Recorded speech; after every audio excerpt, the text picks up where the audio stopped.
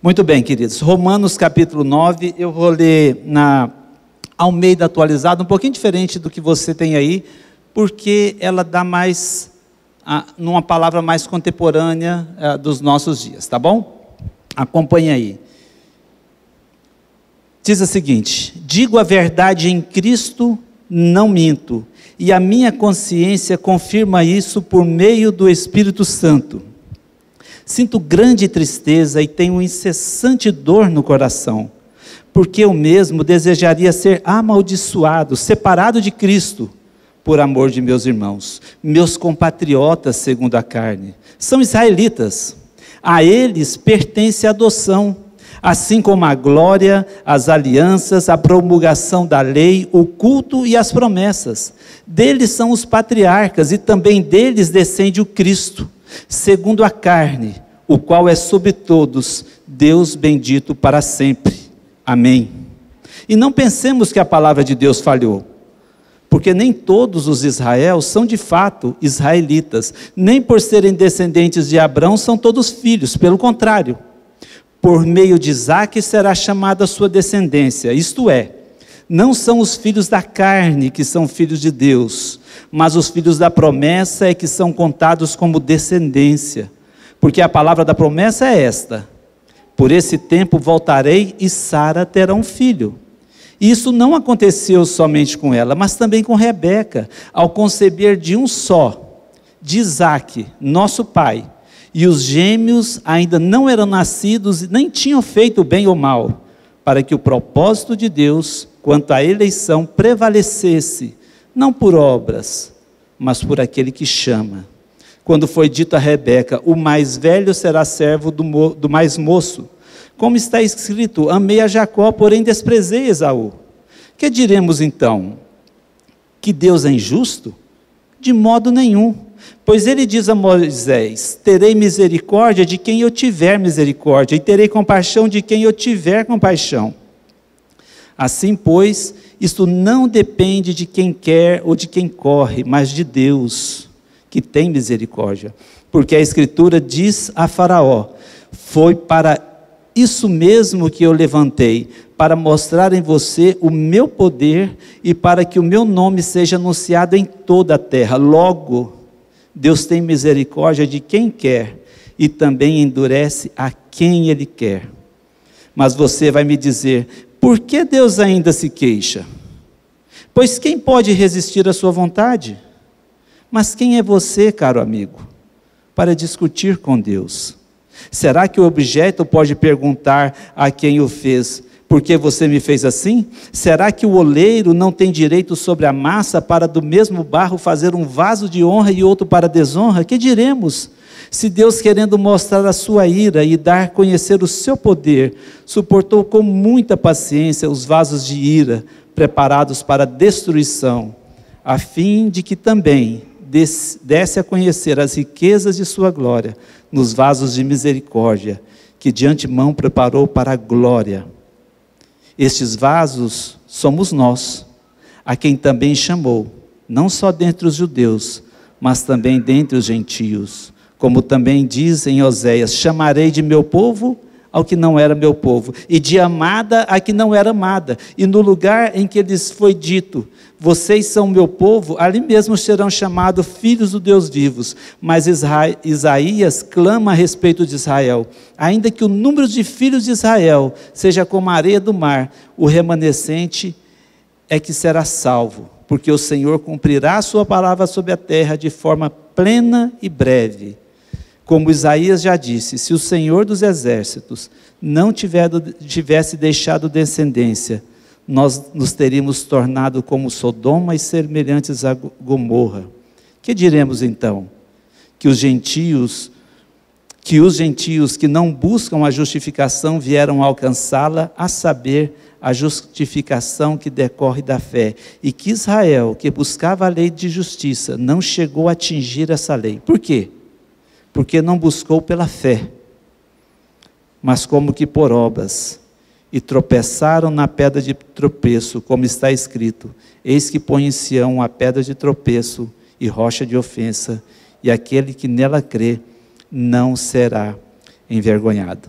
É um texto longo, mas um texto muito belo.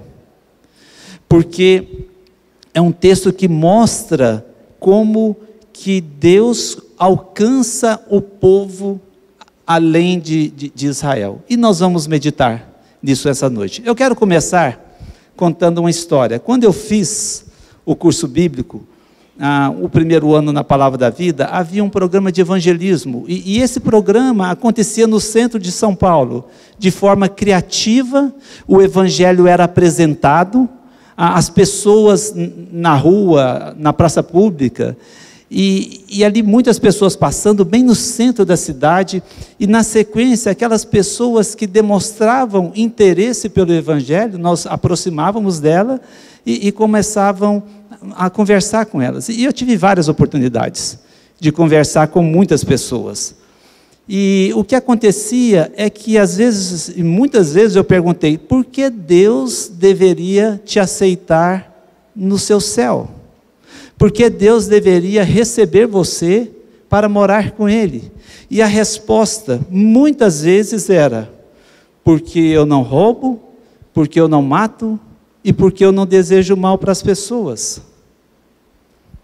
Veja bem, não era porque aquilo que Cristo fez na cruz, não tinha a ver com que o trabalho de Deus, a esperança dele não estava na cruz de Cristo, mas a esperança dele estava porque ele não roubava, que ele não matava e que ele não desejava mal para as pessoas.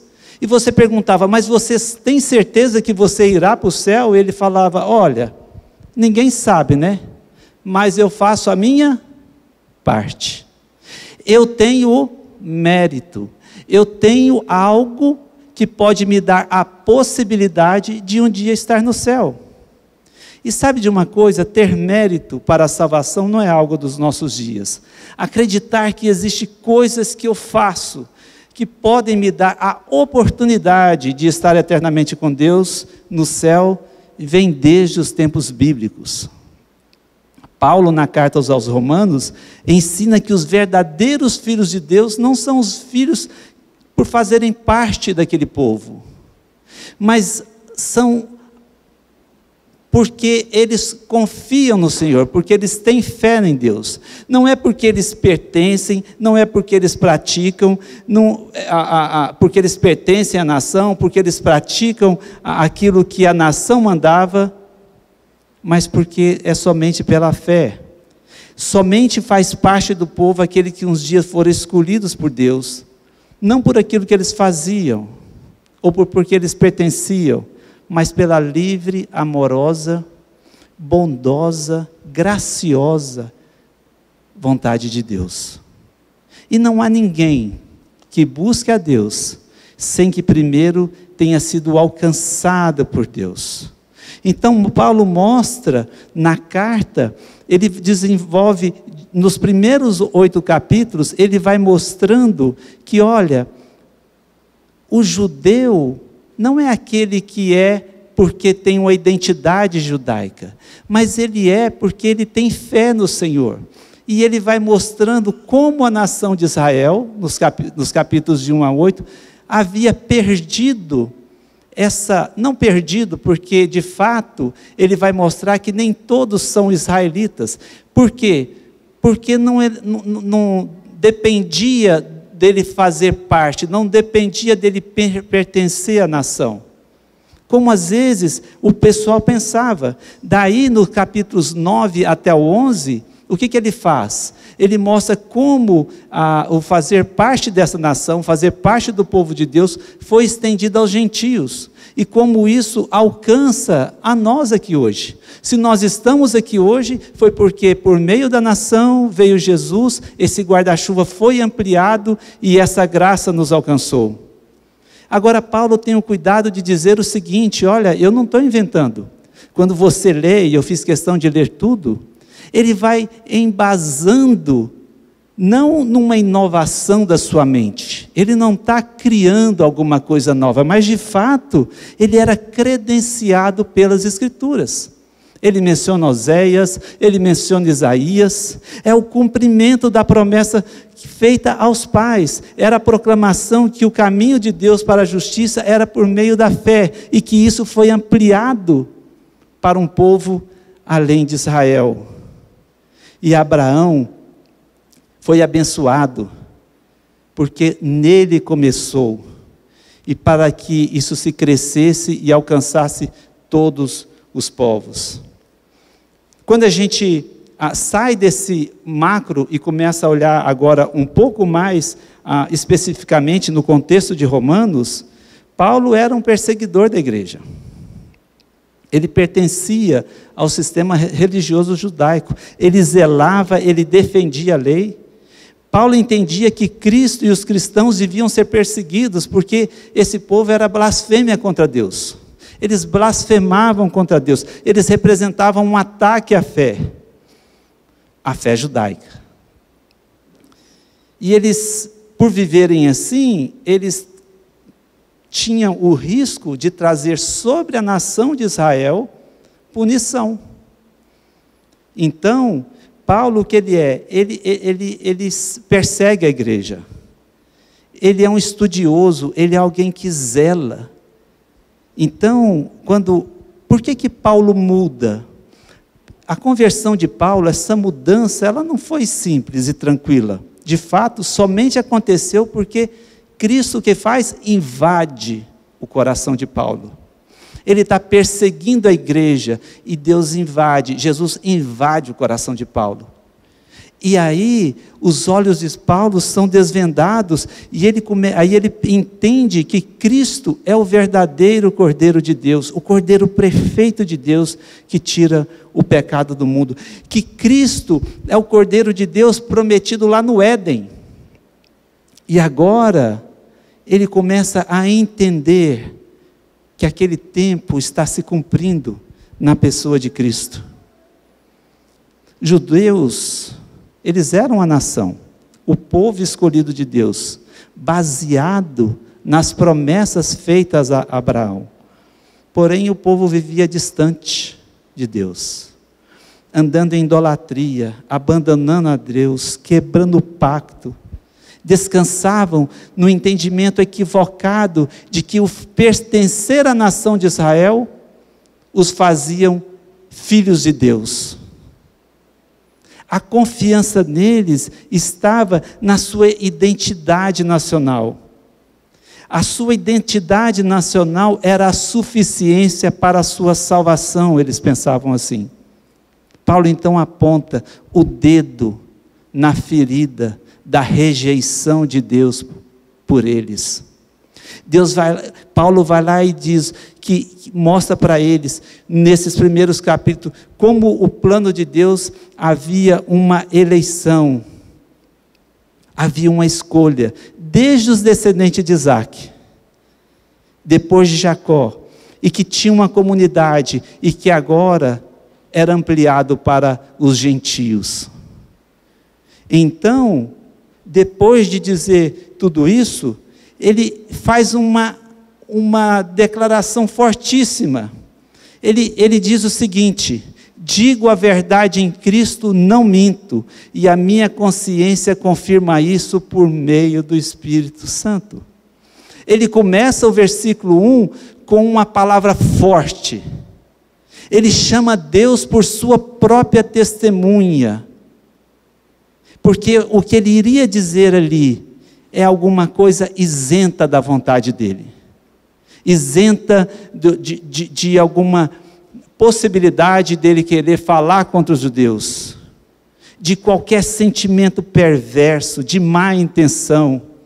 E a sua defesa de Cristo estava sob essa orientação do Espírito Santo. Ele não falava com raiva. Ele não está aqui começando dizendo para ele com ódio, que seria natural de alguém que muda de uma posição para outra. Sabe aquele negócio? Estou hoje nesse time, quando eu passo para esse, aí eu critico aquele. Não, Paulo não está fazendo isso. Ele não está criticando dessa maneira. Então ele fala, Eu faço isso de coração. E olha só como é que a coisa ainda, Paulo abre o coração. Olha o que ele diz no versículo 2: sinto grande tristeza e tenho incessante dor no coração, porque eu mesmo desejaria ser amaldiçoado, separado de Cristo, por amor dos meus irmãos, meus compatriotas, segundo a carne. Paulo expõe o seu sentimento de agonia sincera em ver a sua nação distante do Senhor. Ele abre o seu coração, ele ama seus compatriotas. É uma declaração verdadeira, porque ele desejava, embora ele soubesse, ser separado de Cristo. Olha, se eu morrer e toda a nação puder ser parte de Cristo, eu estou disposto a morrer. Eu estou disposto a abrir mão, porque ele amava. Ele queria, mas ele sabia. Então não há indiferença da parte de Paulo. Ele ama realmente o seu povo. Porém, ele diz, são compatriotas segundo a carne. Paulo chama a atenção para isso. Observe só, olha os versículos 4 a 5. São israelitas, a eles pertence a adoção, assim como a glória, as alianças, a promulgação da lei, o culto, as promessas, deles são os patriarcas, e também deles descende o Cristo segundo a carne. Ele sofria de ver o povo incrédulo, tendo recebido todos esses privilégios. Ele alista 8 privilégios aí. Uma nação separada da ordem comum, uma nação escolhida dentre as demais nações do mundo.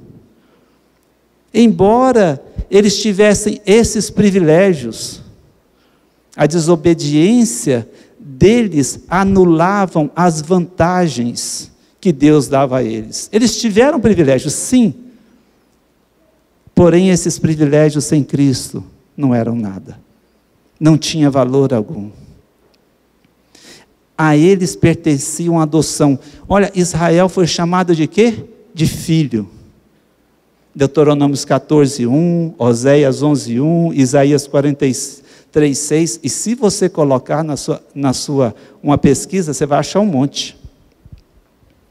Israel tinha consciência que era filho de Deus, apesar dos judeus terem deixado a Deus de lado. Apostasia, blasfêmia, mas eles sabiam, eles tratavam assim, mas o fato deles tratarem assim não tirou essa adoção de Deus.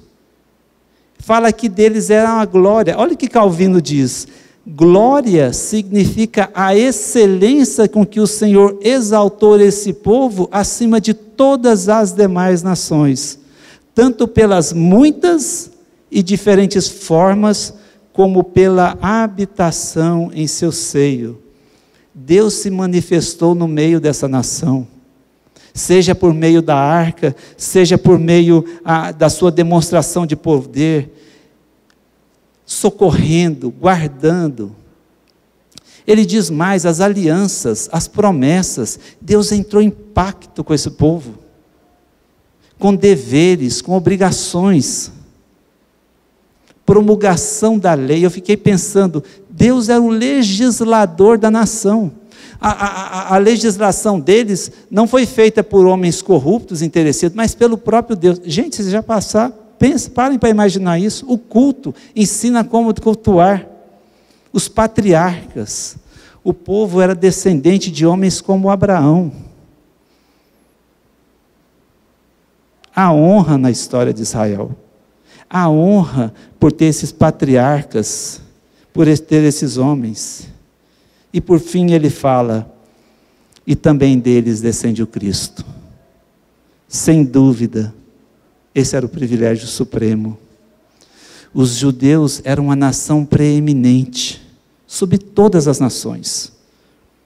Os seus laços sanguíneos estavam com o Redentor do mundo, com o próprio Jesus. Uma honra incomparável. Gente, a gente se alegra de ter o Rei Pelé brasileiro, não é verdade? O cara fala, nossa, o cara é o rei Pelé, parou a guerra. Não, o Pelé, lá você sai fora do Brasil, do Pelé, do Pelé. O inventor do avião, Santos Dumont. Quem é Pelé? Quem é Santos Dumont? Para quem tinha o rei dos reis, o Senhor dos senhores, o Criador do universo. Porém, embora eles tivessem tudo isso, todas essas vantagens, eles se privaram delas, por causa da sua incredulidade, de qualquer vantagem que eles teriam, como os filhos de Abraão. Já os gentios, naquele tempo, e é por isso que Paulo está escrevendo, estavam persuadidos que o evangelho era de ordem celestial, do santuário de Deus, de uma nação eleita. Eu nasci num lar cristão. Que bênção foi crescer numa família cristã. Ouvir do Senhor desde berço. Enquanto meus colegas não tiveram o mesmo privilégio. Muitos deles não. Eles frequentavam os clubes, iam dos negócios, enquanto isso eu estava na igreja, ouvindo o evangelho. Talvez eles estavam numa colônia de férias, mas eu estava nos acampamentos. Tive privilégios muito maiores do que comparado a eles. Cresci no seio do Israel espiritual, do Israel de Deus, ouvindo histórias de Deus, protegido nessa comunidade de fé, sendo sempre alertado, corrigido nas minhas desobediências, nas minhas iras, nas minhas mentiras, no meu egoísmo, na minha ingratidão, na minha inveja, nos meus ciúmes. Que bênção foi para mim. Assim também Israel cresceu como nação debaixo de um Deus, com patriarcas, com adoção, com a promessa de Jesus que depois veio. Era muito privilégio. Porém, não era o fato de pertencer a essa nação que garantia fazer parte do Israel de Deus. Não é o fato de você estar na igreja, vir aqui todo domingo, que torna isso. Isso envolve fé. Versículos de 6 a 11, ele fala, e não pensemos que a palavra falhou. Paulo antecipa o que os seus leitores certamente pensariam. E então, as promessas falharam? Deus mudou o jogo? Deus rompeu o pacto, quebrou as promessas? Há um novo plano? E a resposta é não. Por quê? Porque nem todos os Israel são de fato israelitas. Nem por serem descendentes de Abraão, são todos filhos. Pelo contrário, por meio de Isaque, será chamada a sua descendência. O plano não mudou. Deus não mudou o plano, Deus não interrompeu e começou de novo, havia uma sequência. O problema é que a esperança do judeu estava no lugar errado. Observe o capítulo 2, versículo 28 e 29 de Romanos, olha o que diz lá, porque não é judeu quem o é apenas exteriormente, nem é circuncisão a quem é somente na carne, porém, judeu é aquele que o é interiormente, e circuncisão é a do coração, pelo Espírito, não segundo a letra, cujo louvor procede de seres humanos, mas de Deus. A promessa não falhou com Israel, porém o verdadeiro judeu o é de coração. Na história de Israel, desde o começo, percebemos uma linha que vem desde lá, onde o elemento fé, onde o remanescente fiel é o povo de Deus. Há um povo eleito, há um povo escolhido, não simplesmente por fazerem parte, não por apenas ter uma identidade escrito israelita, não, mas porque havia uma fé plantada pelo próprio Deus. Deus não mudou a regra, Deus é imutável, cheio de amor, cheio de graça. Porém, Paulo o apóstolo, ele observa, nem por serem descendentes de Abraão, são todos filhos. Pelo contrário, por meio de Isaque, será chamada a sua descendência. Desculpa, eu voltei no versículo anterior, né? E isso não aconteceu somente com ela, com a Sara, mas também com Rebeca, ao conceber de um só Isaque, o nosso pai. E o texto, versículo 11 fala, e os gêmeos não eram nascidos, nem tinham feito bem ou mal, para que o propósito de Deus quanto à eleição prevalecesse, não por obras, mas por aquele que chama.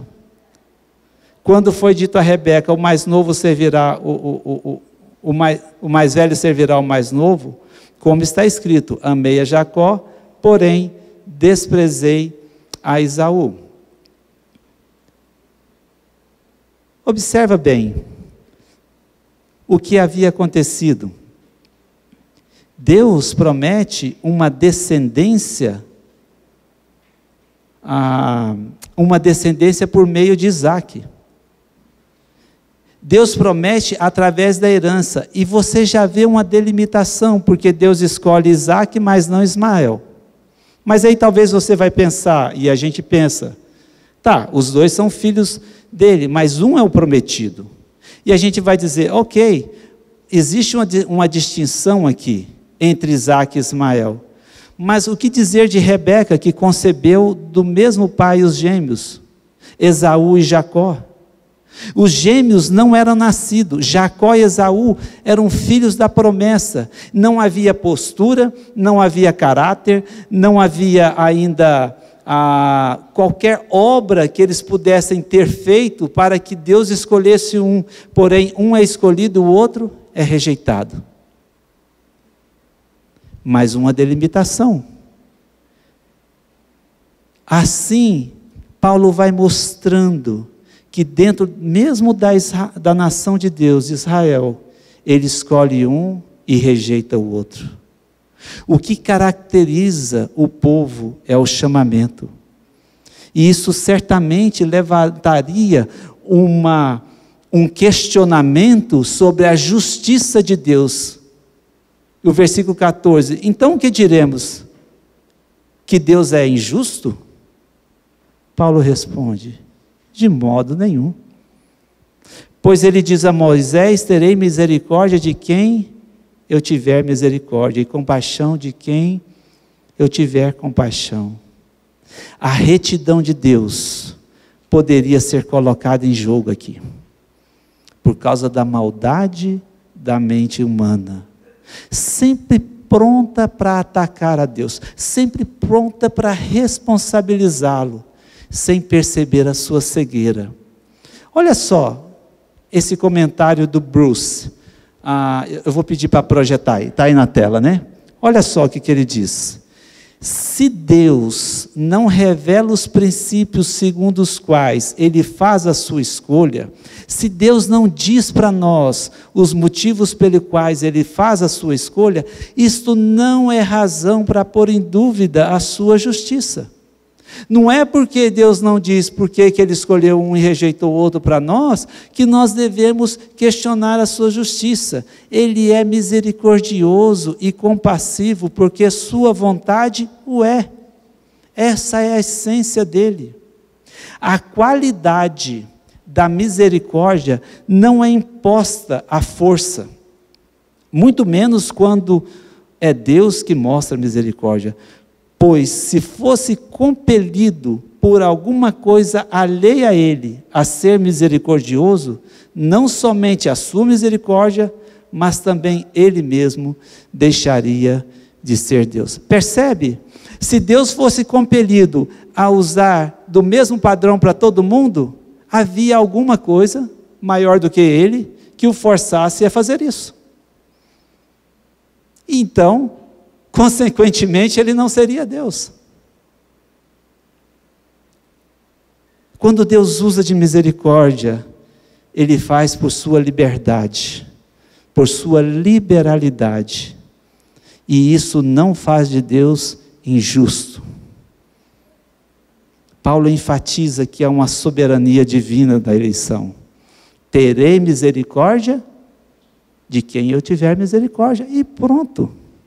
Então Paulo conclui: isto não depende de quem quer ou de quem corre, mas de Deus que tem misericórdia. Não há nada em alguém possa fazer que o leve a merecer a graça.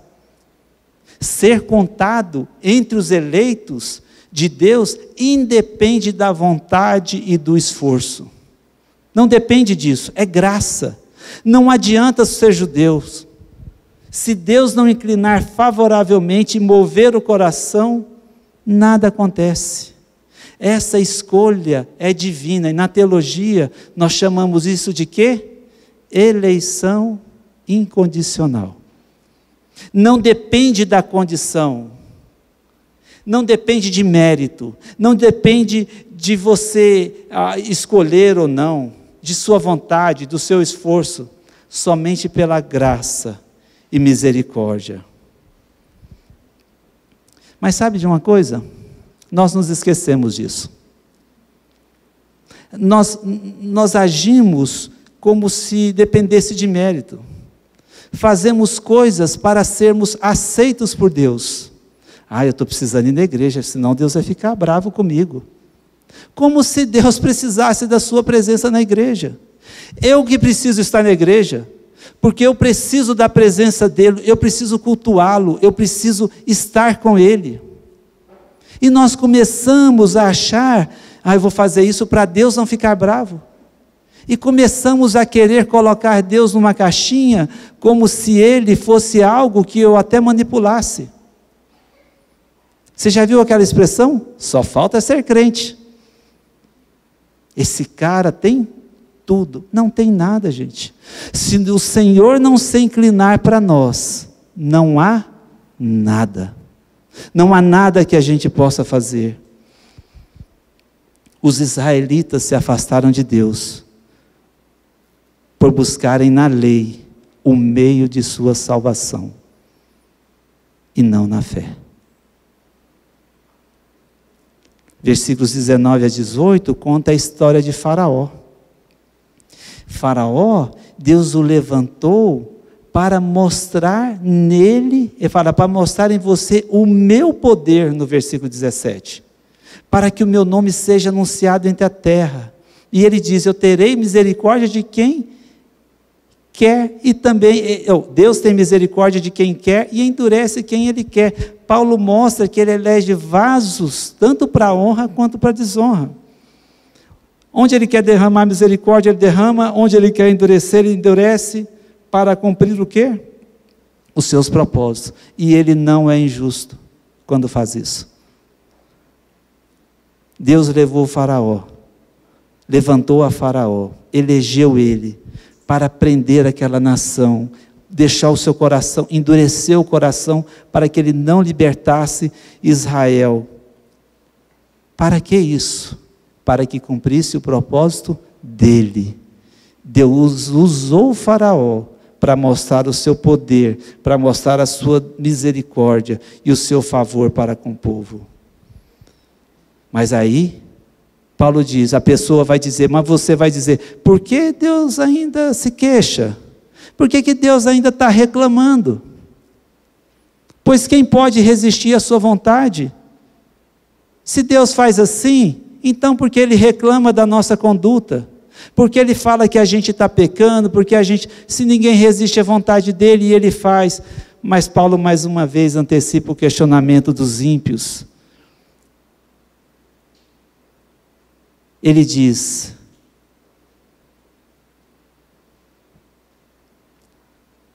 mas quem é você, caro amigo, para discutir com Deus? Será que o objeto pode perguntar quem o fez? Por que me fez assim? Será que o oleiro não tem direito sobre a massa, para do mesmo barro fazer um vaso para a honra e para outro para a desonra?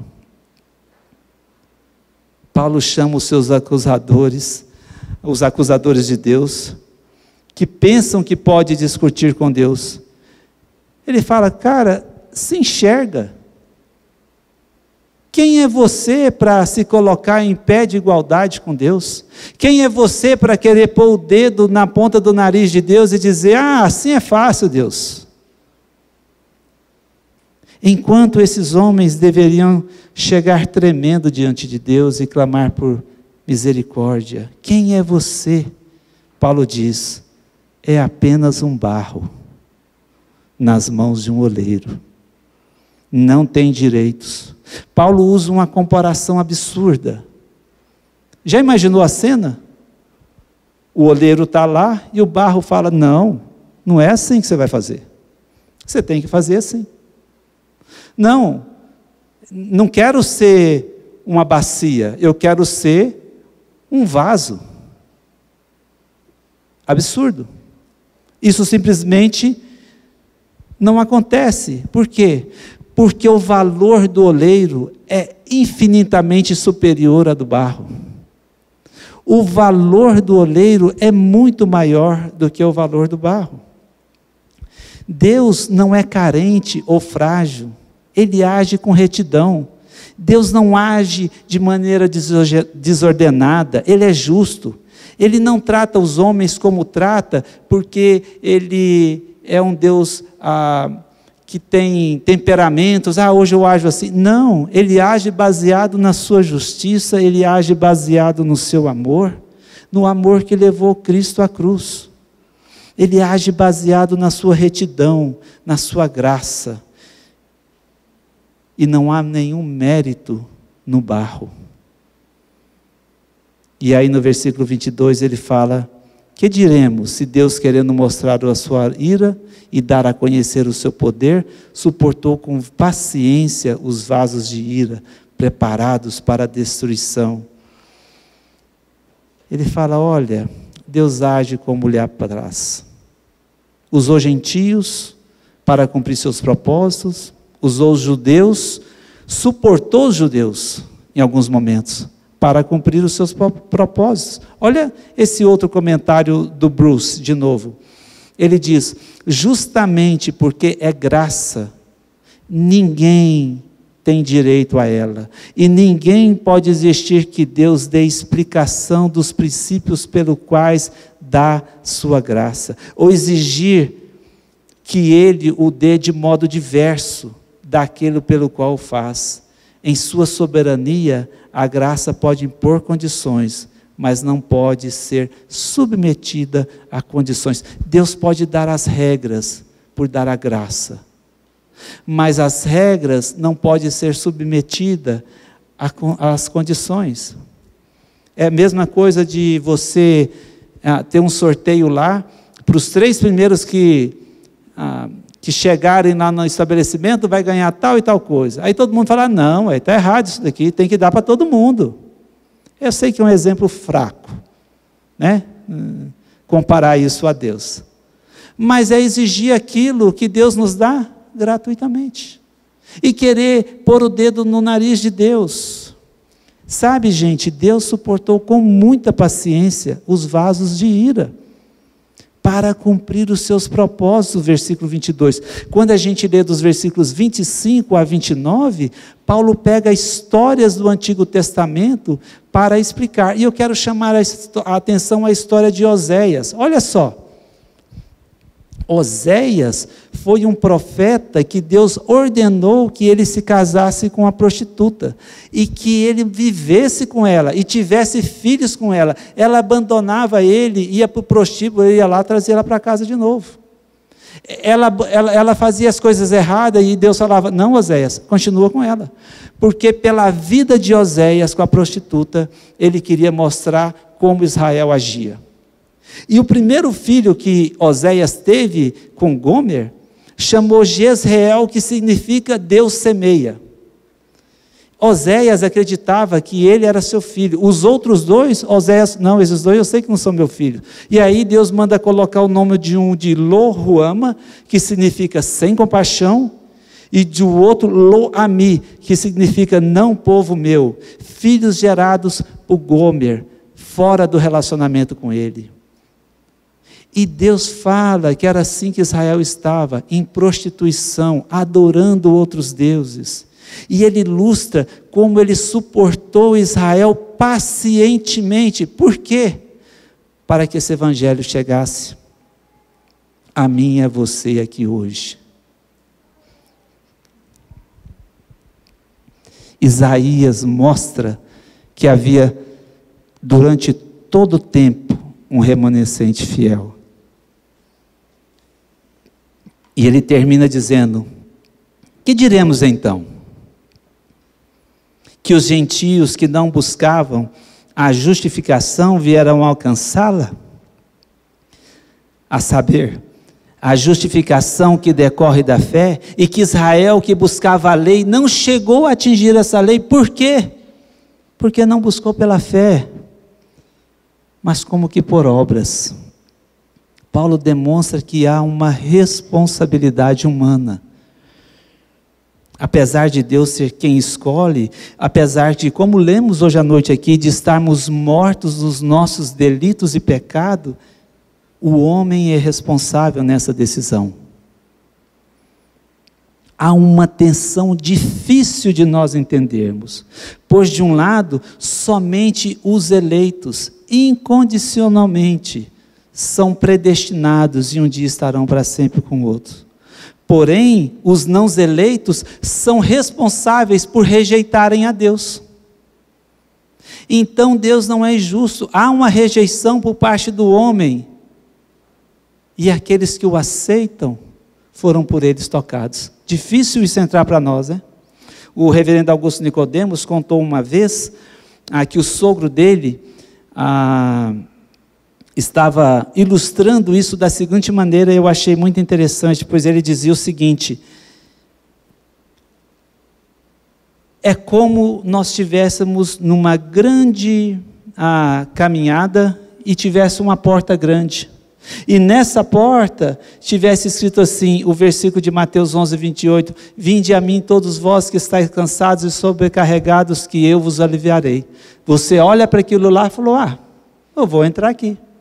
Mas quando você entra e passa, do outro lado do portal está escrito o seguinte: ninguém pode vir a mim, se o Pai que me enviou não o trouxer. João 6,44. Ou seja, por um lado, o convite é a todos, mas quando você entra, por que você entrou? Porque Deus te trouxe. Essa é a eleição. Não é pela sua condição. Todos estavam mortos, todos nos seus delitos e pecados. Enquanto os gentios responderam a Deus com gratidão, a mensagem da fé, e isso lhe foi imputado para a justiça, os judeus buscavam ser aceitos por meio da observação da lei, e eles jamais alcançaram, porque esse caminho era errado. A aceitação de Deus é assegurada pela fé e não por obras. Algumas conclusões que nós chegamos depois de meditar nisso. Primeira, a eleição ainda não é aplicação, a gente já vai chegar lá. A conclusão não está aí não, quero só ler aqui para os irmãos. Conclusão desse texto: a eleição ou a escolha não está condicionada a nada que você faça, ela é incondicional. É pela graça de Deus, que soberanamente nos elegeu, que elegeu os seus, e não há nada no homem que ele faça, ou a um grupo que ele pertença, que o torne aceitável a Deus. Não existe nada. A fé é o meio pelo qual o homem se torna filho de Deus. Não tem outro jeito. A fé é o único meio pelo qual um homem se torna filho de Deus. Uma vez que ele o toca, ele confia pela fé, por nada que ele faz. Deus é justo e age com graça. Nunca se esqueça disso. Ele é justo. Todos nós estávamos destinados à morte eterna. Se você está aqui hoje e você sabe e você é hoje um crente, alguém que confiou a sua vida ao Senhor, saiba de uma coisa, você sabe disso, você sabe que você merecia o inferno,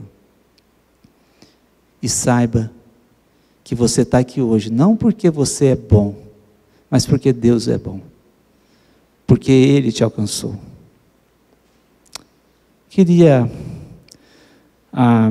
fazer algumas aplicações para nossas vidas, para o nosso dia a dia. A primeira delas, nas aplicações pode colocar aí, primeiro, pregue o Evangelho para a sua família. Ore pela sua família, ore por ela. O seu filho crente não é um crentinho. Filho de peixe é peixinho, né? A gente já ouviu isso. Mas filho de crente não é crentinho. Ele pode ser cretino, né? Que quase saiu aqui. Mas crentinho ele não é. Clame a Deus que invada o coração dos seus filhos. Clame a Deus que invada o coração dos seus amigos. Clame ao Senhor, pregue, fale. O fato deles viverem aqui dentro da igreja, de virem aqui à frente, não os tornam filho de Deus. É ótimo, traga o seu filho, insista, traga para a classinha. Que bênção uma igreja que se cuida, prepara, tem gente para ensinar junto com você a palavra do Senhor. Pregue o Evangelho na sua casa. O fato deles viverem dentro da comunidade de fé não os tornam filhos de Deus. Eles se tornam filhos de Deus por meio da fé, somente. Segunda coisa, sejam humildes. Lembre-se que você foi salvo pela graça por meio da fé, e não por mérito seu. Às vezes nós olhamos para as pessoas ao nosso redor, às vezes nós vemos gente, talvez no trabalho, ou às vezes até pessoas que não são cristãs, e a gente olha para essas pessoas e vê elas tomando decisões e fazendo coisas erradas, e a gente empina o nariz, achando que a gente é muito bom, e se esquece que os nossos olhos foram desvendados, porque eu sou bom? Não, porque Ele é bom. Seja humilde, ame essas pessoas, caminhe com elas, tenha compaixão. Você não é melhor, foi a graça que te alcançou. E por último, celebre a Cristo, busque-o diariamente, invista em conhecê-lo mais, alegre seu coração diariamente no fato que você estava sob o domínio das trevas, mas Ele bondosamente o transportou para o reino do Filho do seu amor. Foi isso que Deus fez. Se não fosse a graça do Senhor, aonde nós estaríamos hoje? Eu fiquei pensando outro dia, que potencial que eu tinha para fazer o que não presta, para meter em confusão, para caminhar, se não fosse um dia aquela graça que bondosamente me trouxe das trevas para esse reino. Por que isso? Porque um dia, incondicionalmente, Ele nos escolheu, Ele nos elegeu. E Paulo está ensinando isso a esse povo. Não é observância de lei, não é vir na igreja. Vir na igreja é importante, venha para a igreja. Não é vir no culto de oração, vir no culto de oração é importante, venha. É pela fé. E sabe de uma coisa? Quando a gente faz isso pela fé, a gente quer fazer todas essas coisas. Quando a gente lembra aquilo que Deus fez por nós, a gente quer cada vez mais buscar essas coisas. E o meu desafio para você é, lembre-se disso. Sabe quando dá aquela desanimada? Lembre-se disso. Senhor, obrigado. Não tenho mérito, mas obrigado, porque o Senhor me alcançou. Oremos. Pai, eu te agradeço porque o Senhor bondosamente nos alcançou. O Senhor expandiu essa graça que começou lá atrás, lá no Éden, que foi pela fé que o nosso pai Abraão teve do Senhor as promessas, que foram cumpridas em Isaac, depois em Jacó, e assim veio até que nos alcançou. O Senhor suportou vasos de desonra, para que essa graça chegasse até nós. Essa graça, maravilhosa graça, Pai. Porque um dia o Senhor nos escolheu, apesar de nós. E nós te louvamos por isso, e te agradecemos, e clamamos a Ti, que nós possamos viver uma vida que reflita essa escolha de alguém que era que não tinha nenhum valor, mas que agora, Pai, é contado entre Teus filhos. Eu oro, Pai, pedindo pela nossa igreja, pedindo por todos nós, que nós possamos nos alegrar diariamente nisso. E é no nome de Cristo Jesus que eu oro. Amém.